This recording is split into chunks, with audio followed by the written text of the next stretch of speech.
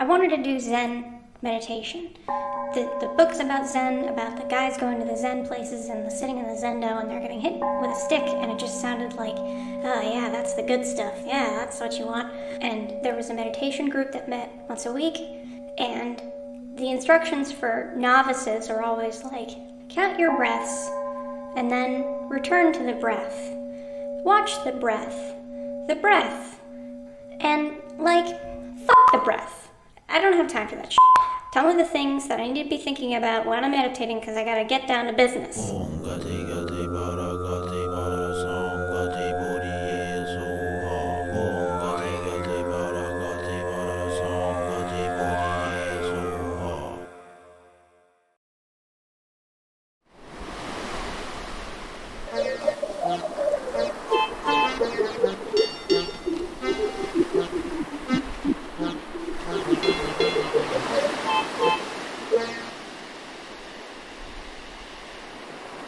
One thing I found really fascinating was the aimless walking method of meditation.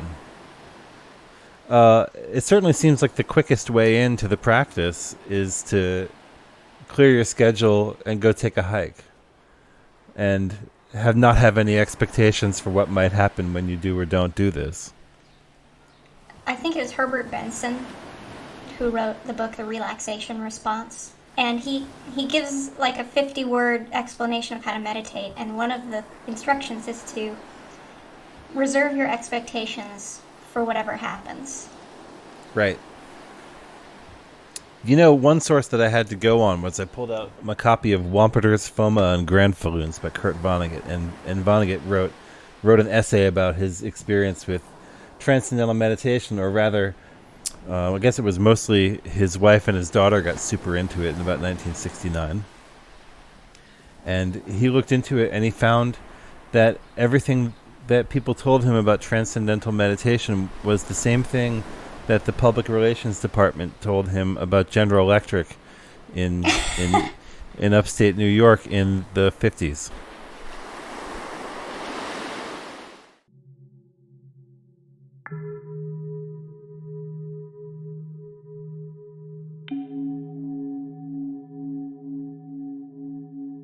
Mostly I like to start my practice with a bit of metta meditation and then move into trying to sit in open awareness, and that's kind of it. Cool. And metta meditation, for those who are unfamiliar, you're talking about loving kindness. Yeah. But for everyone, really? What about the jerks? What about the jerks? I feel pretty comfortable with not already being in a place where I have full loving kindness for all the jerks. I like the idea that, maybe one day I will. Maybe one day I will have a dark night of the soul and come out on the other end fully formed Buddha. But I don't expect that will happen.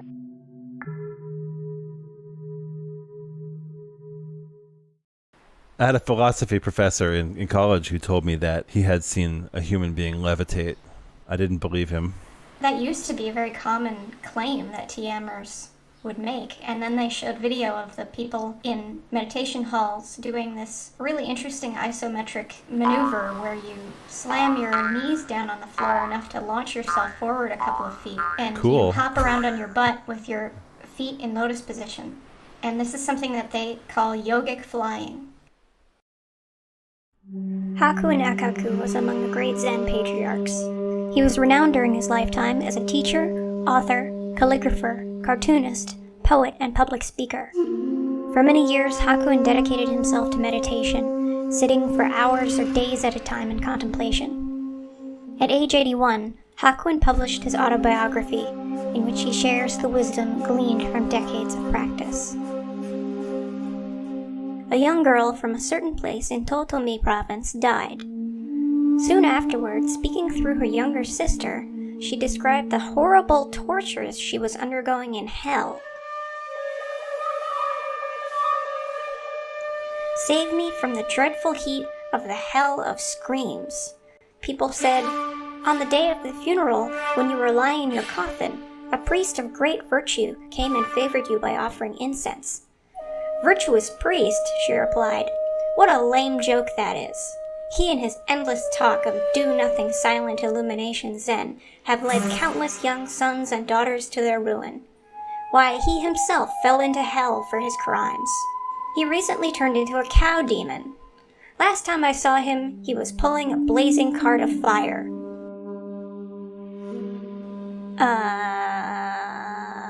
What?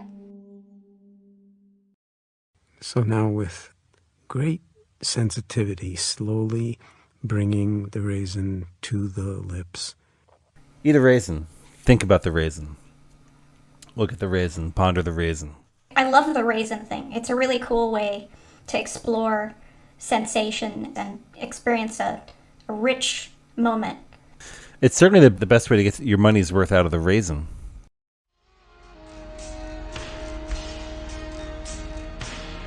I listen to a lot of music, and sometimes I just enjoy it and enjoy the space that it puts me into. And sometimes I listen to it and I think about it and I try and break it down and how does this sound? What is this referencing is a big one. And then how is it better or worse than the other things that sound this way? And I've ruined a lot of music for myself that way. When I was young, everything was just a sound, and I had some things I wanted to welcome in and some things I had an aversion to. And then, as I got older, it became like a currency. This is good and this is bad, and this is why it's good and this is why it's bad. And at some point it stopped being fun. I feel that I became, in some ways, like a more compassionate person or a more curious person. I would hear certain songs and I would want to learn more about the people that created this music and what it was a response to and like what the culture was like. And now I think I have returned in some ways to a beginner's mind where I'm letting myself hear sounds again and seeing if I just find it pleasant or unpleasant. For the first time in my life, I want to listen to Ants Marching by the Dave Matthews Band.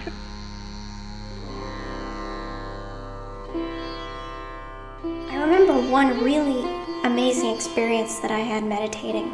I was stressed out about school or work or something, and I was just trying to relax.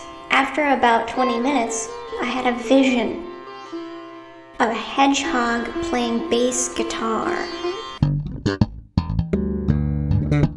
It was the most joyful and inspired thought I'd had in weeks.